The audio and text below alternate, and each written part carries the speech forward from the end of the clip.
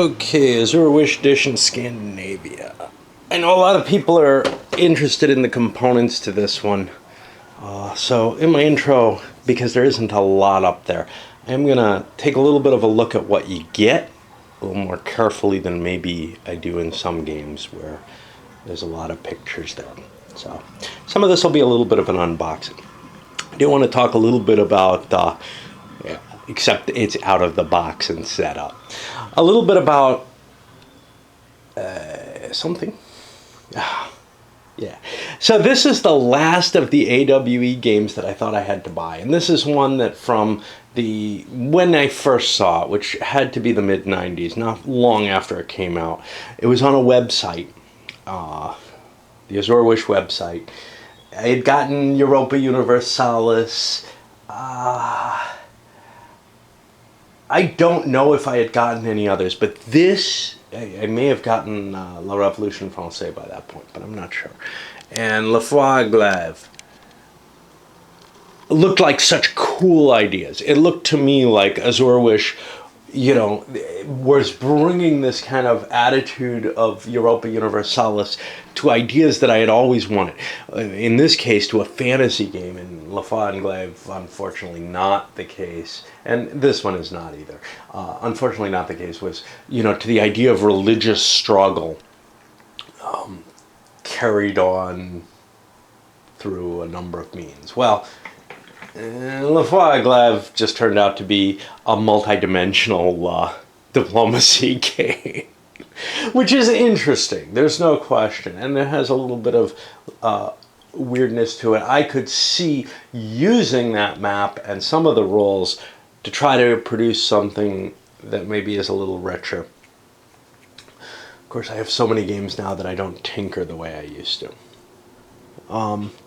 In this case, I'm afraid what I have is something that's a little bit more complex than, but similar to, say, Barbarian Kings. I say similar just because of the kind of, you start off with a couple of little territories and your goal is territorial expansion. Eventually you get enough territories and you declare a victory. Diplomacy is largely just unhindered. I often like games where there's strong reasons for diplomatic agreement. In this game, much less. In fact, there may actually be some incentive to ally with people who are of an opposing alignment. All right, what do you have? Well, you have the map. And this is, your Scandinavian area, going out to Finland, the Baltic Sea area. This is just a key.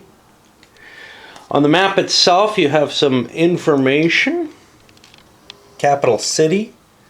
This is going to be what? The fertility of the area. This is the race that it produces and the frequency of that race, how easy it is to get something. The symbol here indicates the alignment. This is neutral. The little skull here is evil. And a bright star is good. The yin-yang here is the religious temperament. How faithful the people are. That's going to feed into your own faith points. And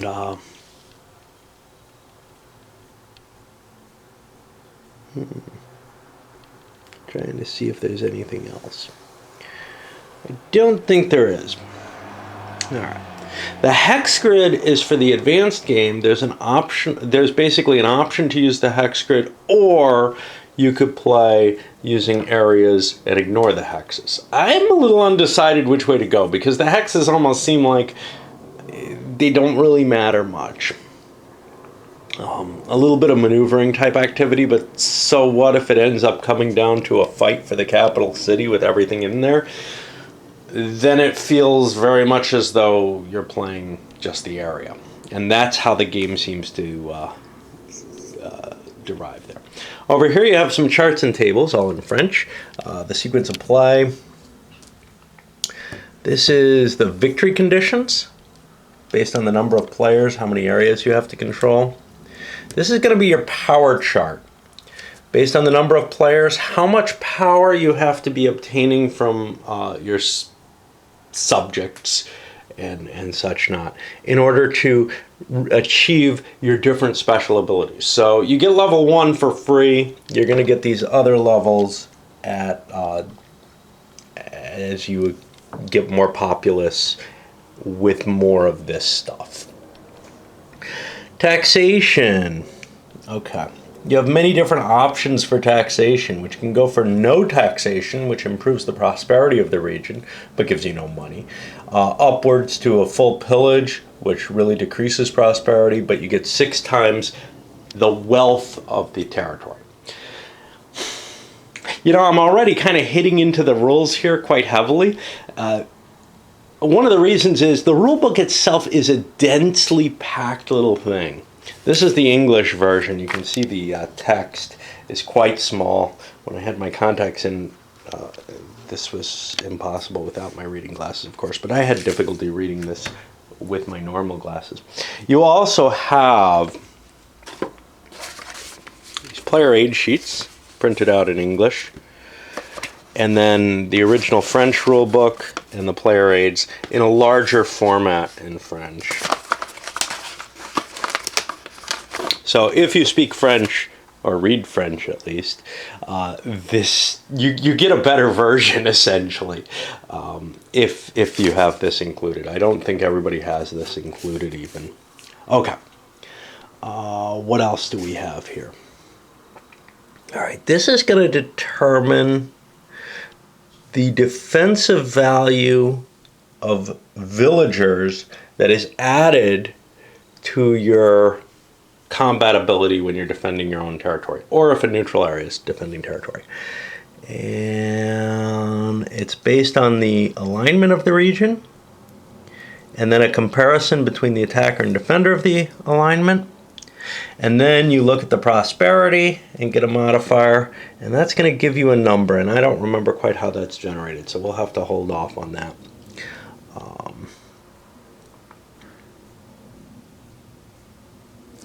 No idea what this is.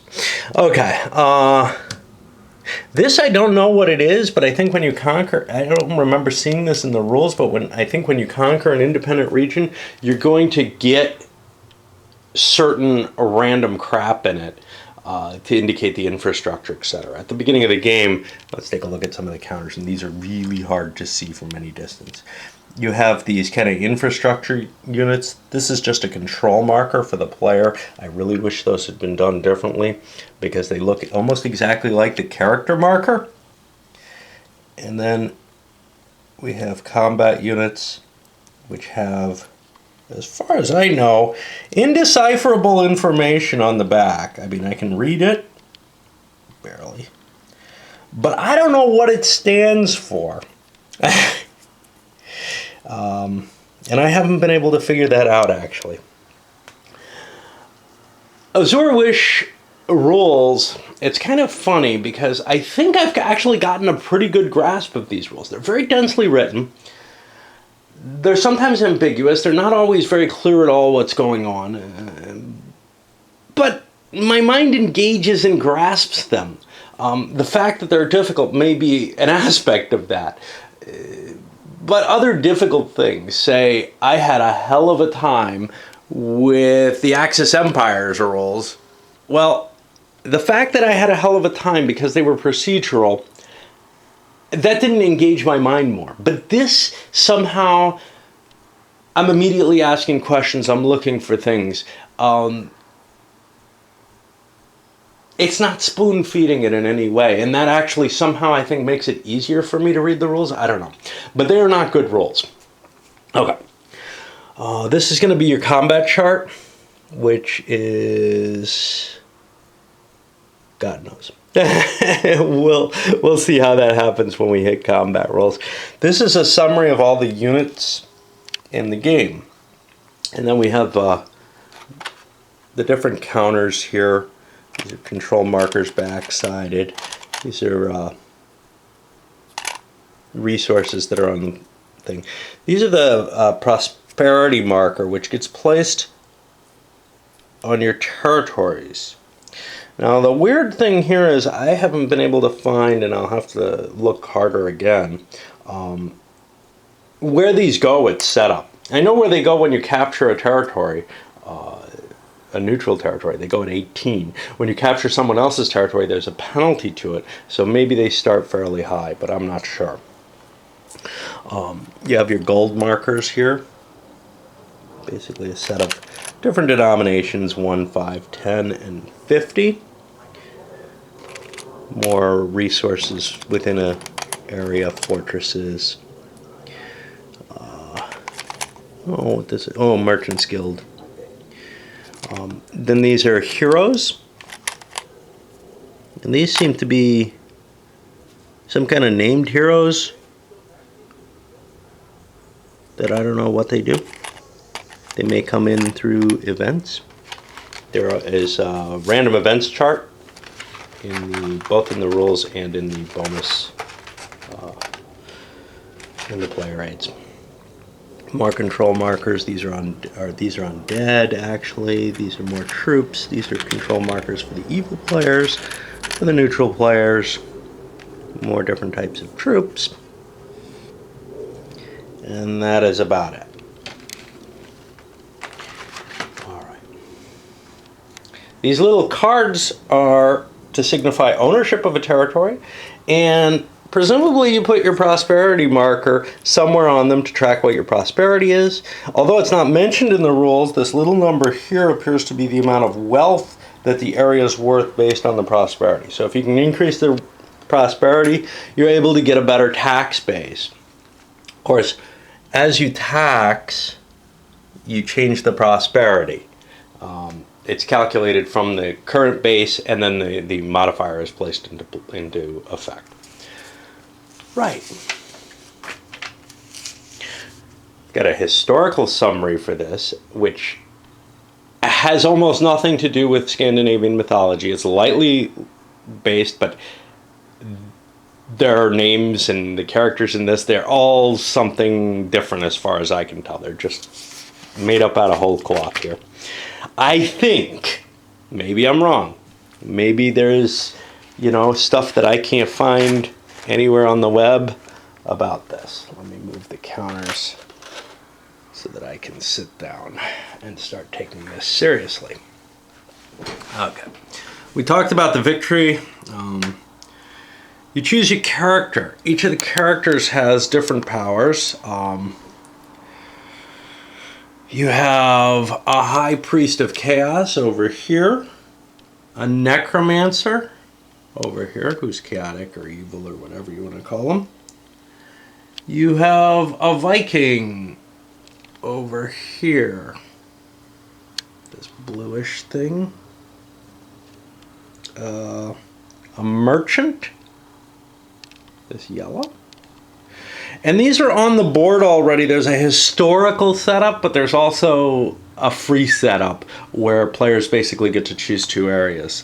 You have an elf wizard over here, and then this is the daughter of the former emperor, king, or whatever, Helric, a name which I can find no reference to in Scandinavian myth. Okay. The sequence of play runs as follows. First, you determine the initiative by moving the initiative marker, this little sucker, in counterclockwise direction. Okay. Oh, I didn't show one of the coolest pieces, the dragon. Okay, I mean, these are...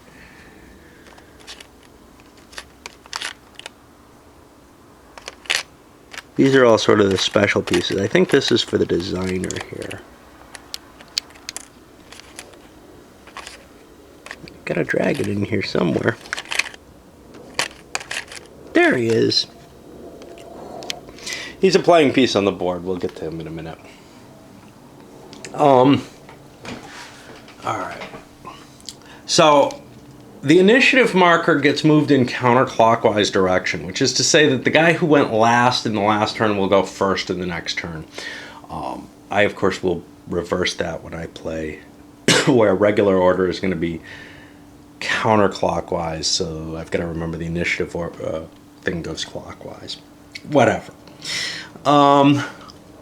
Then you have diplomacy, and you're allowed to make discussions. You can declare an alliance if you wish, which lasts for one turn, in which you can't attack each other, cast spells at each other unless you both agree. It is unbreakable. And creating an alliance is good for your merchants guilds. Let's see if I can find one. There are very few on the board. These guys. Because they allow you to make more cash based on your allies' money, prosperity or whatever as well. Not prosperity. Okay. There is one thing though, allies are allowed to give, so people can give money during this phase. This is the only time you can give money unless you're allied. If you're allied, you can transfer money at any time.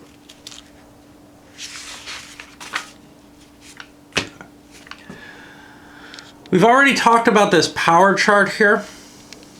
What you're going to be doing, from what I can tell, and the rules don't make a lot of sense about this, is you're going to essentially be adding up these values, but they're modified, as is everything in this game. So that's the prosperity modification. I think you get +1 for each temple, for each area with a temple to the values. So the value increases by 1 if you have a temple in the area. And let's see if I can find a temple. There's one. Very hard to tell the different things apart. The artwork is very pretty, but not very helpful towards play. You'll get a penalty as well to the amount of faith that you get from an area based on how much its alignment differs from you. If its alignment differs by 1 space, i.e. neutral to good or evil, it drops by 1. If it differs by 2 spaces between good and evil, say, it drops by 2. So you get something, but less. I don't know how high these values are. I haven't really studied the board, but they don't look to go very high. I see a 4 over here, another one over there, but I think that's about it. So you're not going to get a whole hell of a lot of these from any one region. Next, you get a random event. You're going to roll a percentile dice. There's a big chart of random events. There appear to be chits which have something to do with them. And we'll see what happens, whether or not you get these. And what shows up. Okay. Then you collect taxes. Now, tax collection can be done on 2 different levels. One, depending on how you want to play. One is you set a level of taxation across your realm, and you charge that across the realm. I actually kind of like that, even though it's simplistic. The other is you can set it per individual province. The reason I don't like that is unequally treating provinces might cause more problems than help. So I'm kind of torn on whether I want that level of control. They kind of say it's more realistic or something to do it all, to do them all separately. But personally, I feel like maybe that's too much control for the Lord. Okay. So before you do your taxes, each mill, well, having a mill, and they look like little windmills on the board, on the province, adds 2 to its prosperity immediately. Also, each human you have, and if you're playing the advanced game, they have to be in the capital area for troops and stuff to have much effect generally, adds 1 to your prosperity because humans like to build stuff. Then you make a choice of how much your taxation is going to go.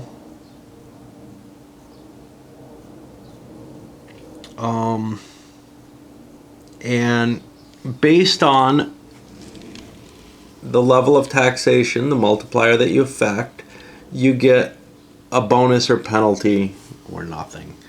I'm sorry, bonus or malus, given that this is an Azure wish game, to the current prosperity. That's applied after you collect your taxation. The multiplier is applied to the wealth level, I guess, not specified.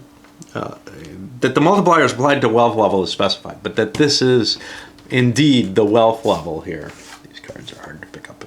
That this little number here is the wealth level is not specified. You really do kind of have to study things in this game, and I haven't studied everything. I sat down for a few minutes after reading the rules and started trying to figure out what's this, how does this work, and that's going to be a process. Like I said, this is not trivial. Other things affect prosperity according to this. So when you conquer an area, it takes a -4. Ogres will ravage an area after you attack it, and then some other things here. Like every unit you recruit in an area costs you 1 prosperity because you're taking out of the tax base, the taxable people. Okay, then you're allowed to recruit, and there's 2 types of recruitment that go on. First is enlisting heroes. You need a temple for this, to do this. You look at the faith of the area, including the +1 for the temple. You penalize based on alignment, and that is your modified faith. You have to roll less than that on a d10. Game all uses d10s. Actually, these 2 came with the game. I don't know if Joel threw these in. He's the guy I bought them off of, or if not Joel, Eddie. Canadian Joel. Simal. I can't pronounce it. Okay. The other one looked so much like it, I threw it in, and I think I have another pink one kind of like this, but I didn't. My ex-wife picked out the die that looks like this, but I couldn't help but put one that looked like it with him, because I need more dice for it. Anyway, random little wandering. In this case, and only in this case, the 0 side of the die is read as a 0 and not as a 10. Everywhere else in the game it's read as a 10, I guess, including other recruitment? That's really weird. Okay. What you'll do is subtract the die roll from the faith in that case, and that's the level of hero you get. You can only have 1 hero per area, but you can roll for a hero and then drop. You can release a hero before you roll for one in order to get another one. Heroes are free. You don't have to pay anything for them, and you don't have to pay any maintenance for them. Okay. Now maybe this backside is the maintenance cost on units. I don't know. I think that may be the case, because that's on every unit. Let's see what it's on. Ogre. No, these are orcs. They're 5/3s. I don't know if we have any. Oh, undead should be free if that's the case. Yeah. But there's a 1 there. Maybe they do have a cost. Okay. Well, we'll get to that. When do we pay maintenance? At the end of the term. Okay. For recruiting units, it's kind of similar. The units are going to be divided into 3 types of things. Ordinary units, minor units, and exceptional units. And ogres count as exceptional for recruitment, although not for everything. An area lists the type of unit you can produce there, along with a frequency number. That's going to be important towards your roll to get that unit. In order to recruit the unit, you have to pay a certain amount of money. Yeah, that is the number.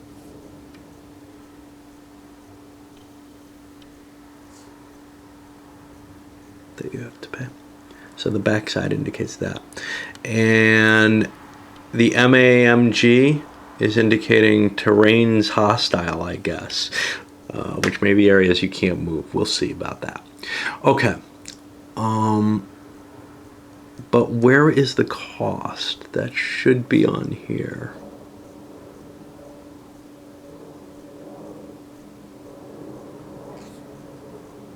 Movement base, movement advanced.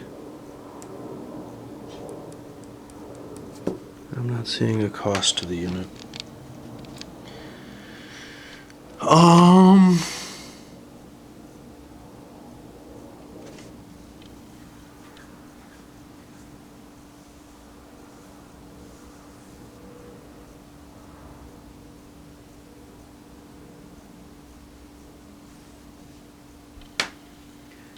Yeah, I am simply not seeing the cost to the unit. So somewhere it says ogres cost 10. It's right here on the recruiting table. Oh, that's what I just discussed. Yeah. Okay. So ordinary units cost 5, minus 3, exceptionals and ogres 10. All right. So that's the base cost that you have to pay if you're going to get one. You look at the frequency. So Imperial Guard, I think, is an ordinary unit. They list them here. Well, yeah, they're an ordinary unit, even though they're very good. Imperial Guard will be an ordinary unit. It's got a frequency of 8. If I had a camp there, I'd increase the frequency by 1. Events can do so too. Alignment can be a penalty for that.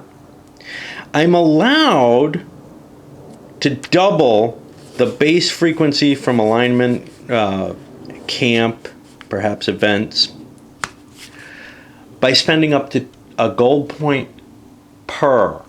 So, for example, if I wanted this frequency to be 9, I would spend 1 gold point. If I wanted to go as high as I could, I'd spend 8 gold points and raise it to 16. But if I had a camp there, that counts in the base. So what I'm saying there then is I'm increasing the likelihood of getting the type of unit, but I will pay a higher price for it. Okay, then in order to get the unit, I roll the die, and I have to roll less than the frequency. If I do so, each unit that I build, well, if I build the unit, I lower my prosperity by 1 over on this chart, for the proper territory. Normal recruitment does that. If I fail, I get to keep my gold and nothing changes. I can't try another recruitment in the area. But if I succeed, I can try an additional recruitment, and there's a penalty of 0 for minor, 1 for ordinary, and 2 for exceptional to the recruitment odds. And there's a maximum to the total number of recruits that I can get. Now this says no recruit prosperity if I'm less than or equal to 6 prosperity. Let's see if I can remember that during play. I cannot recruit, I guess. And that I think is probably in the rules. Okay.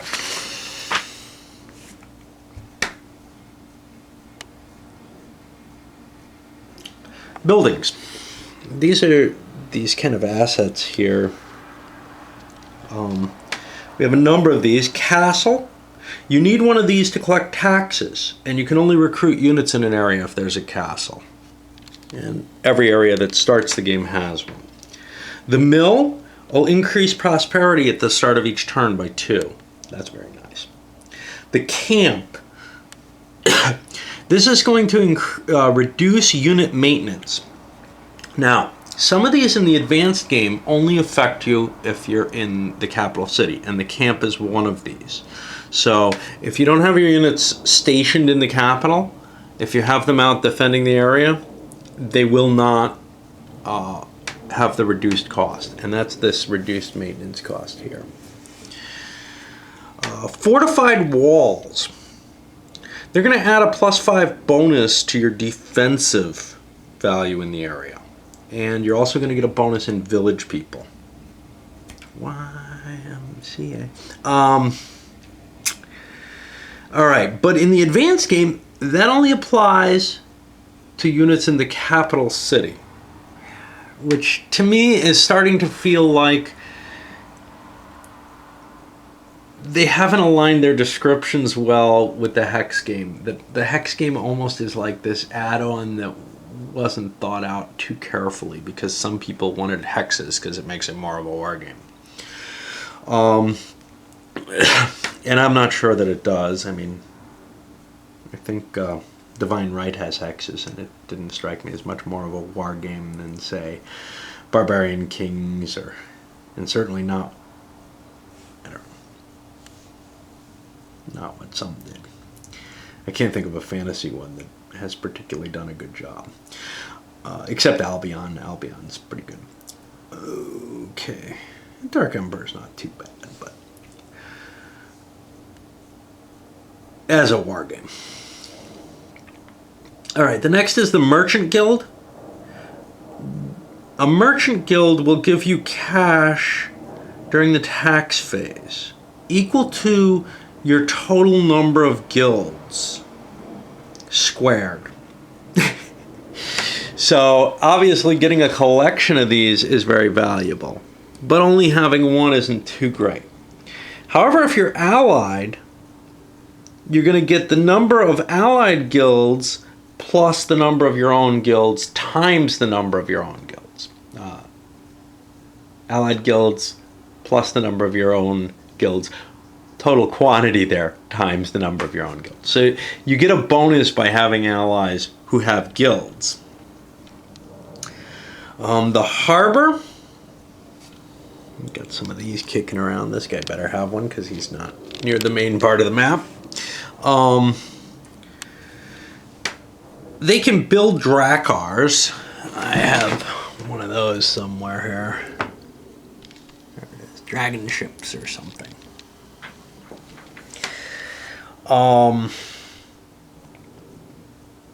And they also reduce the cost of Drakars in maintenance. Now, the cost of Drakars is 10 to build and 3 maintenance if they're outside a harbor. But when they're in a harbor, it doesn't cost anything. They're able to carry up to 4 units and any number of heroes. Alright. I need a pause. I think I'm going to break this introduction into 2 parts. Just for ease of loading. I've done this before. We'll get into how the military works. Maybe I'll be able to take some time and read about that before I go into it. I've read the whole rules before, and scanned them after them, but I feel like I'm not comfortable with those charts. All right.